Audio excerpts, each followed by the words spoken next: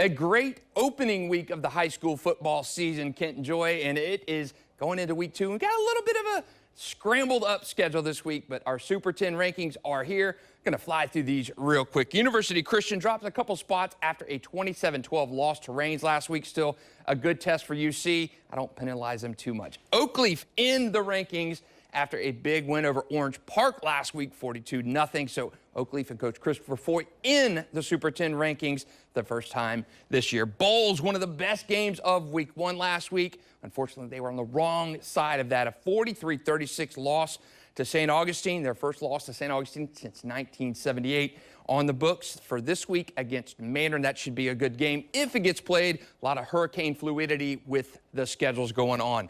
Number 7, Bishop Kenny had a big win last week, 38-20 over First Coast. Quarterback James Reeser picked up where he left off last year, and that is good for the Crusaders. Bishop Kenny off this week due to the hurricane. Number 6, Raines, a big win over University Christian last week. That was a 7-8 battle last week. They are up a spot after that 27-12 game. Raines off this week. Mark Miller ran extremely strong for the Vikings. He's already looking in mid-season form.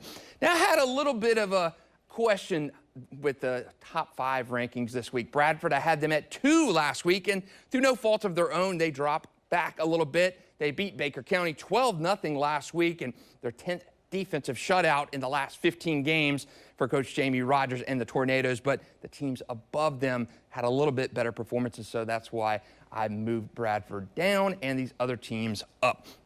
One of the teams that jumped up was Mandarin, an excellent win for Coach Toby Bullock and the Mustangs, 43-21 over Fletcher. Really pulled away in the fourth quarter of that game. Tramel Jones, Tiant Weiss, Jamie French, all those guys had amazing games last week. Good win for the Mustangs. They get bowls in week 2. Number 3, our big mover this week, St. Augustine, an unreal game last week. I said their first win over bowls since 1978. Lachlan Hewlett, Miles Simmons, great game from the quarterback receiver there. 2 guys over 100 yards receiving in that game.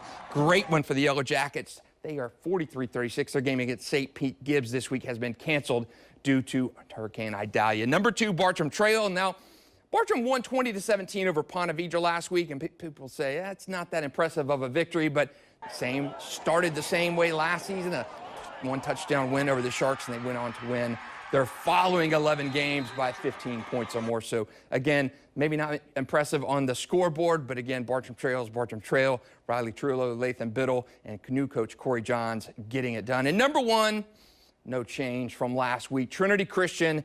They win 33-8 over Ed White in a game they really kind of pulled away in the second half in that game to make that final score pretty good, but they go down to Plantation American Heritage this week in an always tough game. Make sure to check news4jax.com for all the hurricane schedule changes.